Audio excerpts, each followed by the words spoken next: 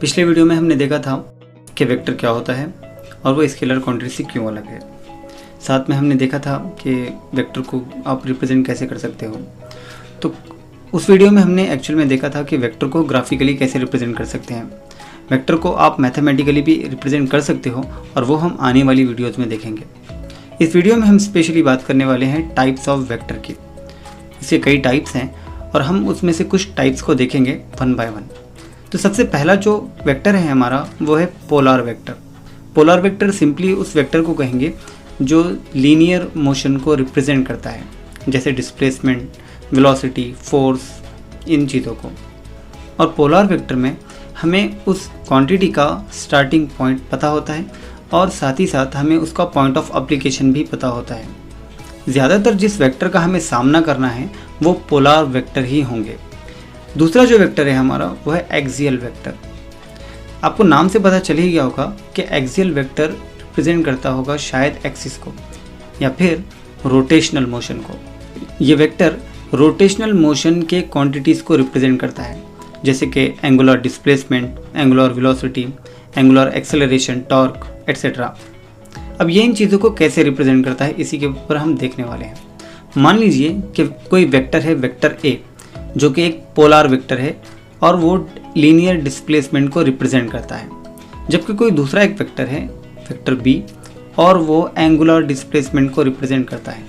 पहले वेक्टर में जिस ऑब्जेक्ट का डिस्प्लेसमेंट हुआ उसका इनिशियल पॉइंट और उसका फाइनल पॉइंट हमें पता था, साथ ही साथ उसका मैग्नीट्यूड, उसकी डायरेक्शन और पॉइंट ऑफ एप्लीकेशन हमें पता चल गई इस एरो की मदद से और उस एरो की लेंथ की मदद से।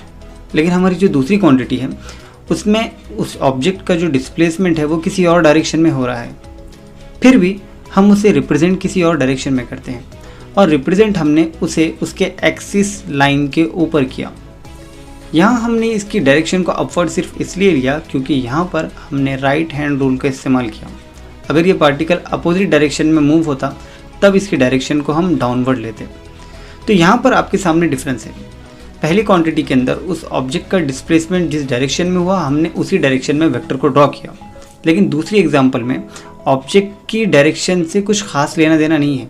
इसी के साथ एक्सियल वेक्टर में हमें इसका स्टार्टिंग पॉइंट पता नहीं होता और ना ही हमें पॉइंट ऑफ एप्लीकेशन पता होता है।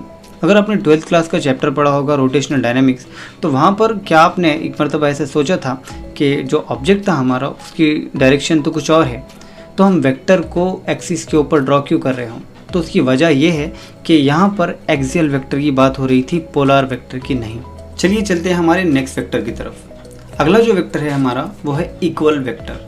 कोई दो वेक्टर आपस में इक्वल सिर्फ उस वक्त होंगे जब उनका मैग्नीट्यूड, उनकी डायरेक्शन और उनकी क्वांटिटी सेम होगी।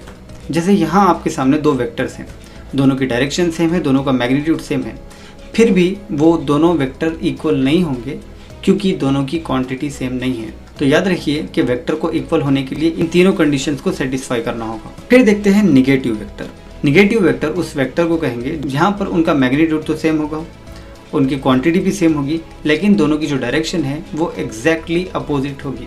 जैसे यहाँ पर वेक्टर ए और वेक्टर बी, इन दोनों की क्वांटिटी फोर्स है, इन दोनों का मैग्नीट्यूड 10 न्यूटन है, लेकिन इन दोनों की डायरेक्शन अपोजिट रहने की वजह से ये दोनों एक दूसरे के निगेटिव वेक्टर हैं।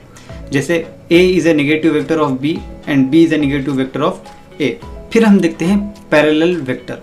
पैरेलल वेक्टर उस वेक्टर को कहेंगे जहाँ पर दोनों की क्वांटिटी सेम होनी चाहिए और दोनों की डायरेक्शन सेम होनी चाहिए लेकिन उन दोनों का मैग्नीट्यूड सेम नहीं होगा। जैसे यहाँ पर देखिए आपके सामने एक वेक्टर है वेक्टर A जिसका मैग्नीट्यूड है 1 न्यूटन जो कि फोर्स को रिप्रेजेंट करता है, और एक दूसरा वेक्टर है वेक्टर B जिसका मैग्नीट्यूड 2 न्यूटन है। इन दोनों की क्वांटिटी सेम है, दोनों की क्वांटिटी फोर्स थी, दोनों की डायरेक्शन भी सेम थी, लेकिन यहाँ पर डिफरेंस था दोनों के मैग्नीट्यूड का। यहाँ पर सोचने वाली बात यह है कि वेक्टर बी जो है हमारा वो वेक्टर ए का दुगना है, मतलब इसका जो मैग्नीट्यूड है वो पहले वाले वेक्टर के 2 टाइम्स था। तो अगर मैं ऐसे कहूँ कि magnitude of vector B is twice of magnitude of vector A, तो क्या ये करेक्ट होगा? तो अगर कोई वेक्टर पैरेलल हो तो हम पहले वाले को दूसरे वाले का स्केलर मल्टीपल के फॉर्म में रिप्रेजेंट कर सकते हैं। यहाँ पर ये रहा आपका वेक्टर और ये रहा उसका स्केलर मल्टीपल जो कि 2 है। लेकिन याद रखिए कि यहाँ पर ये जो स्केलर मल्टीपल होगा वो पॉजिटिव होगा। उसके बाद हम देखते हैं एंटी पैरेलल वेक्टर। दो वेक्टर एंटी पैरेलल उस वक्त होंगे अगर दोनों की क्वांटिटी सेम है लेकिन दोनों की डायरेक्शन अपोजिट है और ना ही उनका मैग्नीट्यूड सेम है। जैसे यहाँ वही दो वेक्टर है लेकिन इस बार ही वेक्टर बी की डायरेक्शन अपोजिट है, लेकिन फिर भी दोनों के मैग्नीट्यूड में सेम रिलेशन है जो हमने पिछले एग्जाम्पल में देखा था। डिफरेंस बस ये होगा कि पिछले एग्जाम्पल में हमने यहाँ पर +2 स्केलर मल्टीपल लिया था और इस प्रॉब्लम में उसका मल्टीपल -2 होगा। ये माइनस साइन आपको इंडिकेट करेगी कि वो दोनों वेक्टर एंटी पैरेलल हैं और ये जो 2 इंडिकेट करेगा कि ये दोनों वेक्टर एक दूसरे के स्केलर मल्टीपल हैं।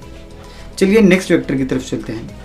नेक्स्ट वेक्टर है जीरो वेक्टर या फिर नल वेक्टर।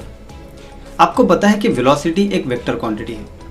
अगर मैंने आपसे कहा कि ये एक कार है और अगर ये फॉरवर्ड मूव हो रही है तब इसका मैग्नीट्यूड कितना होगा, से कि इसका मैग्नीट्यूड 2 मीटर पर सेकंड है। यही कार अगर सेम मैग्नीट्यूड के साथ पीछे की तरफ मूव होती तब इसका मैग्नीट्यूड कितना होता, शायद इसका मैग्नीट्यूड -2 मीटर पर सेकंड होता। यहाँ पर हमने मैग्नीट्यूड की साइन में डिफरेंस देखा।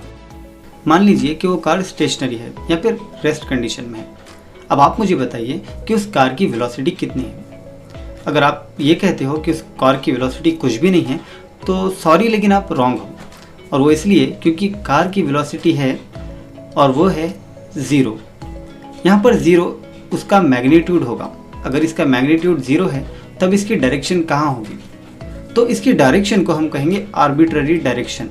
इसका मतलब इसकी डायरेक्शन कुछ तो है लेकिन हम वो नहीं जानते कि किस डायरेक्शन में है। इसके बाद आते हैं कोलिनियर, कोप्लेनर और को इनिशियल वेक्टर। यहाँ पर ये जो को है ये हमें इंडिकेट कर रहा है कि यहाँ कुछ तो सेम है और वही हम देखते हैं। कोलिनियर वेक्टर के अंदर ये जो वेक्टर हैं वो सेम लाइन पर हैं। जैसे यहाँ आपके सामने 4 वेक्टर्स हैं। अब आप मुझे बताइए कि इन दोनों में से कौन सा सेट लीनियर वेक्टर का सेट होगा। तो ये दोनों जो सेट थे हमारे वो कोलिनियर वेक्टर होंगे। नेक्स्ट जो वेक्टर है हमारा वो है कोप्लेनर वेक्टर। कोप्लेनर वेक्टर मतलब ऐसे वेक्टर जो सेम प्लेन में होंगे। फिर देखते हैं हम को इनिशियल वेक्टर यानी ऐसे वेक्टर जिसका इनिशियल पॉइंट सेम हो, जैसे कि इस डायग्राम में दिया गया है। उसके बाद हम देखेंगे पोजीशन वेक्टर। पोजीशन वेक्टर ऐसे वेक्टर को कहेंगे जो किसी ऑब्जेक्ट की पोजीशन को इंडिकेट करता है। मोस्टली इस वेक्टर का जो इनिशियल पॉइंट होता है वो हमारे XY लाइन के ओरिजिन पर होता है और इसकी जो एरो होती है वो होती है उस मूविंग ऑब्जेक्ट की तरफ। जैसे यहाँ ये ऑब्जेक्ट मूव हो रहा है और वेक्टर A इसकी पोजीशन को इंडिकेट कर रहा है, तो ऐसे वेक्टर को हम कहेंगे पोजीशन वेक्टर। वैसे इसका दूसरा नाम आपने सुना होगा। इसका दूसरा नाम है रेडियस वेक्टर, जो कि आपने शायद सर्कुलर मोशन में या रोटेशनल डायनामिक्स में पढ़ा होगा।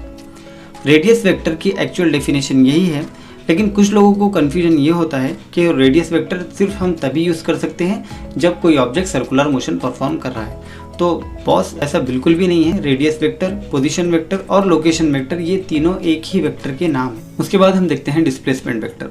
डिस्प्लेसमेंट वेक्टर सिंपली हमको ये बताता है कि गिवन टाइम में किसी ऑब्जेक्ट ने अपनी पोजीशन कितनी चेंज की और किस डायरेक्शन में चेंज की। अब ऐसा नहीं है कि ये सिर्फ डिस्प्लेसमेंट के लिए इस्तेमाल होता है, ये फोर्स के लिए भी इस्तेमाल होगा, ये वर्क के लिए भी इस्तेमाल होगा, ये पावर के लिए भी इस्तेमाल होगा। और मोस्टली हमें डिस्प्लेसमेंट वेक्टर के ही प्रॉब्लम सॉल्व करने हैं। वेक्टर का एक इम्पॉर्टेंट टाइप है यूनिट वेक्टर, वो रह गया और वो हम अगली वीडियो में देखेंगे। वो इसलिए क्योंकि यूनिट वेक्टर को अच्छी तरीके से समझना काफ़ी इंपॉर्टेंट है। तो आज के लेक्चर में बस इतना ही। आने वाले लेक्चर में हम देखेंगे यूनिट वेक्टर और वेक्टर लॉज ऑफ एडिशन। तो मिलते हैं अगले लेक्चर में।